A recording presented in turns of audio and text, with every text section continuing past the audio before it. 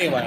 What can you tell? You've gone back really to like the core of the show. The kid killed Mary, and now you're bringing her back. How does that change the dynamics, not only with the show as a whole, but with the brothers, with each other, and with her? I don't think it changes the dynamics of the show as a whole, because I think the show's always been about family, and the show's always about Sam and Dean.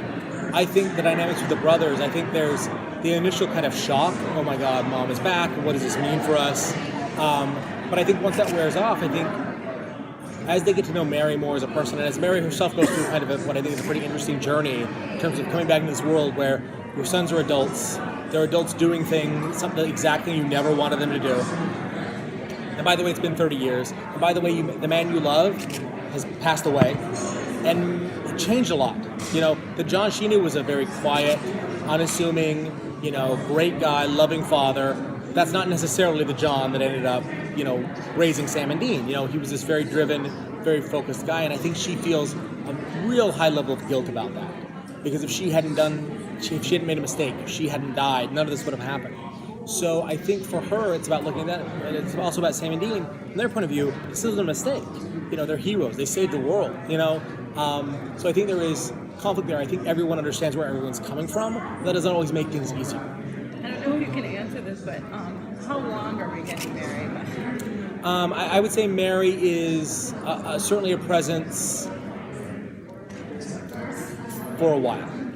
but I would say she's not a one-episode character. Let's put it that way. That's something we're going to explore, I think, over the course of the season.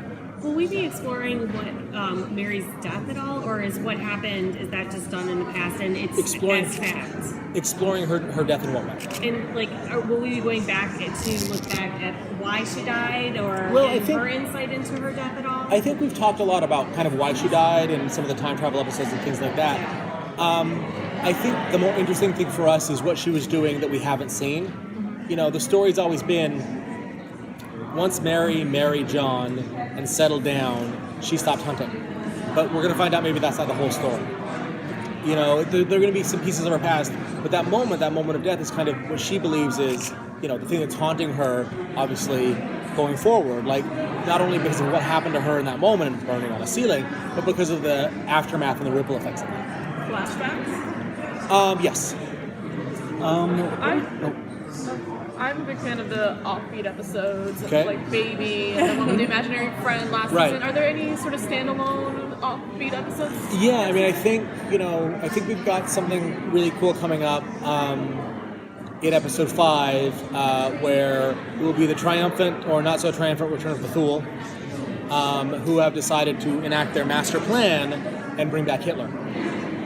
And the way we describe our Hitler is as a psychotic Richard Simmons. So a little different than the standard portrayal, and I think Sam and Dean are going to fight Hitler. And I think that's opening up some interesting doors for us in terms of just doing some more crazy stuff. I know you get this question a lot, but how long at this point can you say you see the show running? Is it are you proud of the fact that you could have, the longest running show in the genre, for the foreseeable future? I think no one's ever going to catch Doctor Who, which I think the only thing ahead of us. So I don't think domestic we're already so far ahead of everybody. I think for us it's less about the numbers and it's more about is it still interesting? And I think the nice thing about Supernatural, which you mentioned, is it can go crazy, it can go serious, it can go emotional. You can tell a lot of different stories. And as long as we keep challenging ourselves as writers and producers, and we keep challenging the actors to do new things or get to greater depths, and our production crew is awesome to do new interesting things, which we're doing all the time. I don't see an end in sight in terms of for that reason. There may be it may come a time where there's a very organic end to the season and to this kind of very epic whole story-like novel we've been telling over the course of many years. But I don't think necessarily. I certainly would have put a clock on it as of right now in season 12. It still feels like there's a lot of fresh snow for us and a lot of things to kind of explore.